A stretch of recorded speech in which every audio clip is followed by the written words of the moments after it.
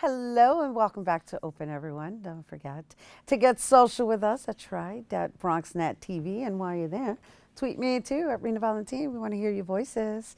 All right, so Bronx photographer Ira Merritt is known all over the borough for his work using different visual art mediums. And his latest exhibit, Ephemeral, a black and white photograph series of the beautiful Cortlandt Park, is on display. And here now to share more, we welcome photographer Ira Merritt. Hello and welcome. Thank you for having me. Thank you for being here. And let's just start with the title. Okay.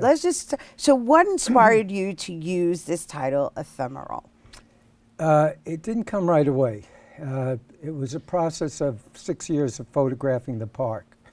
And after about 4 years, I got this idea of slightly blurring some of the images with the idea that I was looking for more of a feeling and a mood than actually documenting the park. And so the idea of something that is there but doesn't last for a long time. It's there and it moves on. And also the feeling that these images give you a sense of what happened before, bringing back memories. So I understand that you've lived by Cortlandt Park your entire life. Right. Right. And so I'm of course, I try to kind of get a glimpse of people's lives and how they think. And obviously you're a photographer who's probably documented the park even prior to creating Ephemeral, right? It's funny. I photographed occasionally in the park, but in 2010, I decided that since I lived near the Bronx, near the park rather, that it was about time that I took it seriously. And the original idea was really to photograph the park and its changes over the different seasons. And that's where it started. Right. And then as I went along, about 2 years into photographing, I thought I was done. I photographed the park in each of the seasons, and I had a body of work. And what happened was I began showing the work, and I began realizing that I had tried to do too many things. And so I needed to focus. So I re-looked at the work. I had some people that I trusted, and we came up with the idea of approaching winter because most of the images seemed like it was about winter. And I think a part of it was also the fact that my parents were at their last stages of life. So in my mind, I was thinking winter.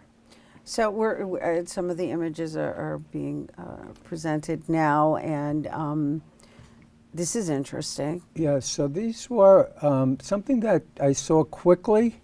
So it was just something that I picked up the camera and I saw these 5 elderly men walking into the park, into the, I believe it was the stadium.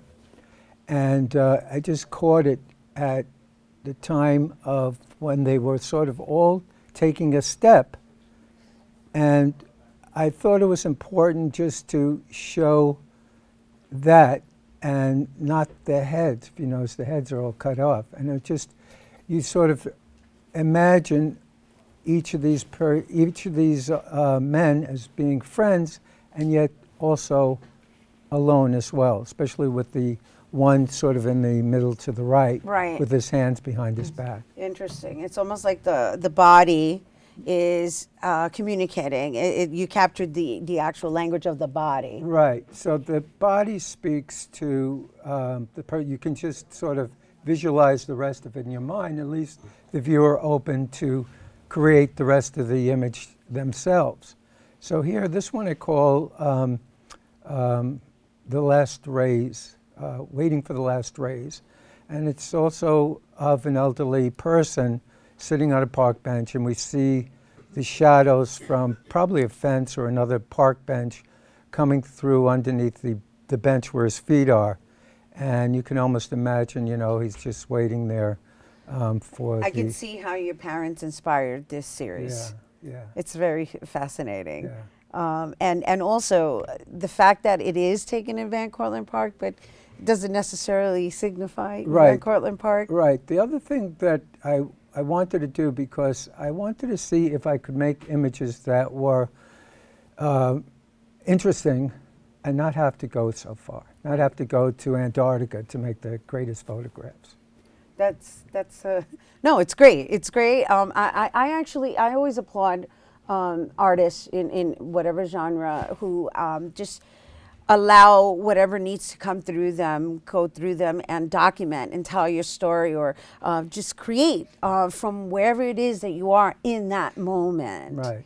And the fact that you've taken all these things into consideration, I don't necessarily know that someone watching it, or I'm sorry, not watching it, they would be watching us, somebody actually viewing your exhibit would understand what it took to even come up with the concept. Mm-hmm. So it's nice that we're able to share that with our viewers. Yes. Yes. Yes. Yes. Yes. And so this appears to be a woman walking in the park. Could or could not be. Right. Yes. Right. It's a runner. As you see her, okay. her hair is up in the air, and she's running around the path. And on the right are actually trees along the path, but it's very fuzzy or hazy. But you get the idea. Like you almost you can go back and you say, oh yeah. That's something I might have seen or might have done.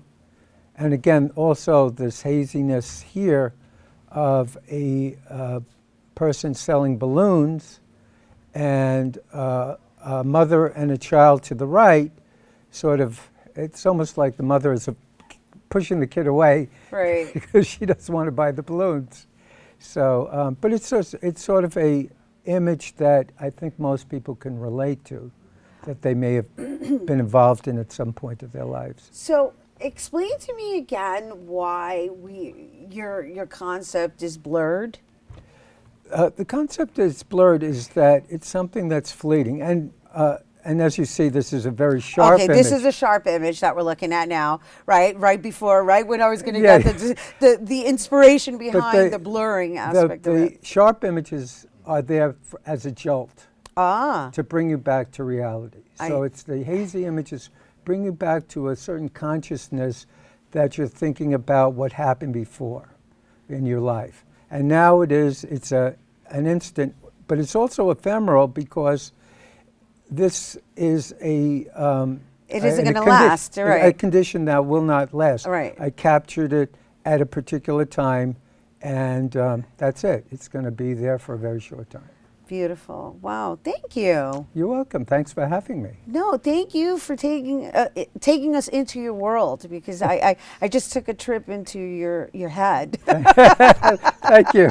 Well, that's the whole thing. That's what being an artist you try to do. Absolutely. Yeah. So you're at an exhibit right now. So where can people So go and experience this jolt? So this jolt, The haze and jolt. right, is at Metropolitan College. It's open right now. You can go to the college at 463 East 149th Street and ask to see the gallery. It's on the second floor. But the opening, if you'd like to come to, is on February 15th at 5 o'clock, 5 to 8 o'clock. Okay, so it starts February 15th and it's on display till April, It's right? on display till April 18th. Okay, so once again, you guys, thank you so much. Thank you for having me. Ephemeral is on display now in the opening, the grand opening. It's going to be, the actual reception will be February 15th, and it's on display till April 18th, and the reception is Wednesday, February 15th from 5 to 8 p.m. and that is happening at the Bronx Community Commons Gallery at the Metropolitan College of New York, located on 463 East 149th Street in the Bronx. And for more information on the exhibit, visit mcny.edu/Bronx Ephemeral. And for more on Ira, you can visit his website by going to iramerritt.net. Okay, we're taking a quick break, but don't go anywhere. Bobby C's Weekly Sports Roundup is coming up next.